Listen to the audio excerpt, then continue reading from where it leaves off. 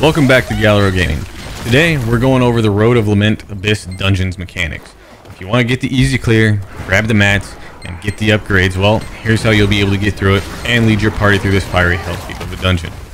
But first, if you like this content and you'd like to see more, please subscribe, leave a like, and if you have any requests for further content, drop a comment down below. To start off with, clear the trash up to the first boss.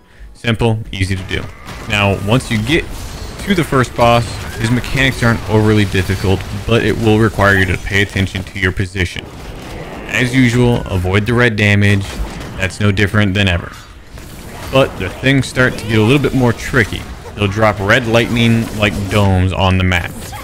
These will stun you, and trust me, in this faster paced fight, you won't want to be stunned standing in one spot for very long. Now, when he goes to the center and forms the red ring around himself, he will do this at least once, depending on how your clear speed, twice. Now, he will mark members of the party with crosshairs above their head. This means that they will drop 2 of those stunning domes onto the ground. Once you get marked with those, run to the outside edge of the room, either the left or the right, and drop the domes out there. That way you don't have the stuns in the center. Once you're done dropping those domes, head back to the center and run around the outside of the red ring. Stay as close to the red ring as you can. He's going to hold his arms up and fire out beams from his arms. Then he's going to rotate. He can and will change the way that he is rotating while he's doing so. So you just need to pay attention to him and rotate as close as possible towards the circle. Do not step into the circle because it will hurt you and get you killed. Now, if you drop those domes around the edge of the circle, there's a good chance that you're going to stun people, which will get them killed. Now, while you're going around the outside edge, if you aren't going fast enough, teleport. If you have to go through his beams, they aren't one-shot kills, they just do a lot of damage quickly.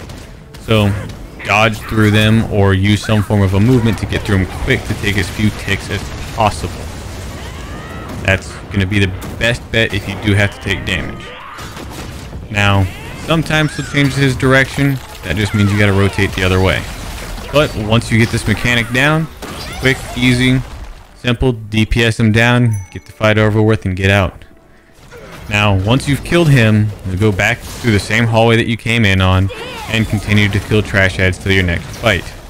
Now, this next fight, it's very easy for one person to wipe the whole party.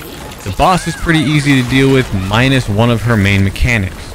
She will do a lot of different avoidable or tankable attacks depending on how you want to deal with them that go all around her. Cones, circles, but the big problem that she has is when that gets the party killed is her orbs. I would recommend before going into this room, figuring out who will cover where, so that everyone knows where they're going when the mechanic happens. Usually, I recommend picking a corner so that you have more space to work with. Then, once the mechanic happens, everyone will grab 3 of the golden orbs that are flying out at you from her, avoiding the red ones, because if you get hit by a red orb, you'll get knocked back and you'll need to restart your collection of golden orbs. Once you've got 3 golden orbs, you'll get the golden aura. This aura will damage the new red orbs that spawn and move towards the boss. You need to destroy all of these orbs. It takes 2 pulses from your aura to destroy an orb. If an orb gets to the boss, it's a party wipe. If you end up not being able to get your aura, call it out so that everybody in the party knows, and they can try to help you cover your zone instead of splitting the room into quarters, cutting it down into thirds. They have to cover a little bit more space. It's unlikely, but as you can see, it can be done with just 3 people. But it's not easy. Now, during the fight, she'll have a few different stagger checks that will start by her charging up to gain a shield. If the shield isn't broke quickly, she'll gain an aura around her that will damage anyone inside of it. She also has a telegraph but unmarked large circle AoE around herself. Try your best to avoid this. Usually it's preceded by some form of commentary, but once you make it through her orb phase, it's a fairly simple fight and straightforward. Now, good luck. Leave a like, sub, and if you have any questions, feel free to ask them, or any other fights that you would like me to break down. I'm open to requests. Until next time, whatever world you're jumping into next, have fun.